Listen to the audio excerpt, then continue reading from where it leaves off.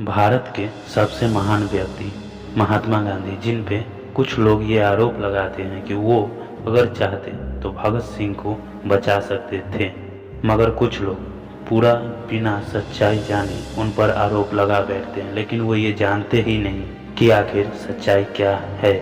दोस्तों, इस कहानी की शुरुआत वहाँ से होती है जहाँ ब्रिटेन सरकार मैकडोनाल्ड ने 3 गोल मेज सम्मेलन का आयोजन किया। 3 गोल मेज सम्मेलन का उद्देश्य हरिजन लोग अर्थात दलित जाति के लोगों को एक अलग क्षेत्र देने का उद्देश्य था। तीनों गोल मेज सम्मेलन में भीमराव अंबेडकर भी गए थे। दोस्तों, प्रथम गोल मेज सम्मेलन में भारत की तरफ से कोई नहीं गया, जिसके कारण एमसे मैकडोनाल्ड इरविन से कहता है कि कुछ भी करके गांधी जी को गोल मेज सम्मेलन में बुलाओ, जिसके कारण भारत के व्यायसराय इरविन गांधी जी से इरविन समझौता, जिसे दिल्ली पैक्ट भी कहा जाता है क्योंकि यह स्थान दिल्ली में था जहां पे गांधी जी और इरविन के बीच मुलाकात हुई थी। दोस्तों, यह मुलाकात 1931 ईस्वी में की जाती है, यानी इरविन गांधी जी को दिल्ली बुलाता है मिलने के लिए।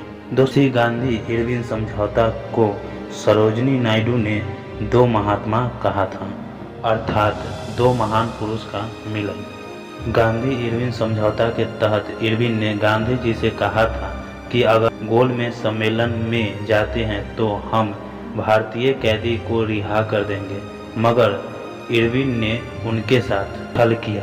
दोस्तों, गांधी जी फर्स्ट गोल में सम्मेलन में नहीं जा पाते हैं, लेकिन द्वितीय गोल में सम्मेलन में जाते हैं, और द्वितीय गोल में सम्मेलन में जब वह वहां पहुंचते हैं तभी और ब्रिटेन सरकार एमसे मैकडोनाल्ड वहां पे मौजूद था, और गांधी जी जब वहां पहुंचते हैं तो विंस्टन चर्चिल उन्हें अर्धनग्न फकीर कहकर पुकारता है, और विंस्टन चर्चिल यह देखकर आश्चर्य होता है कि इस व्यक्ति ने पूरे अंग्रेज के नाक में दम कर रखा है। दोस्तों, इस सम्मेलन में भाग लेने के लिए गांधी जी SS राजपुताना नामक जहाज से इंग्लैंड गए थे। दोस्तों, जब ब्रिटिश सरकार अलग पंचायत यानी दलित जाति को अलग क्षेत्र देने की जब बात करता है तो तब गांधी जी यह सम्मेलन छोड़कर वहां से चले आते हैं और अपने सविनय अवज्ञा आंदोलन को आरंभ रखते हैं। दोस्तों, गांधी जी जब भारत वापस आए तो उन्होंने कहा, मैं भारत खाली जरूर लौटा हूँ, पर मैंने अपने देश की इज्जत को बट्टा नहीं लगने दिया। दोस्तों, गांधी इरविन समझौते के तहत गांधी जी तो गोल मेज सम्मेलन में चले गए, लेकिन इरविन ने उनके साथ छल किया और सारे कैदियों को तो रिहा कर दिया, लेकिन भगत सिंह, राजगुरु और सुखदेव सिंह को नहीं किया।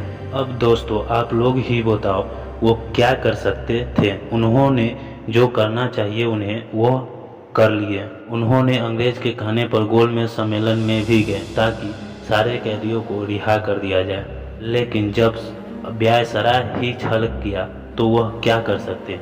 अब दोस्तों, कुछ लोग ये भी कहेंगे कि वो तो वकील थे, उनके लिए केस भी लड़ सकते थे, मगर दोस्तों, जब भगत सिंह का केस चल रहा था तो उस समय उनके सामने 5 जज बैठे थे। उनमें से एक जज भारतीय था, लेकिन वह जज होकर भी नहीं बचा पाया, तो महात्मा गांधी तो एक वकील थे।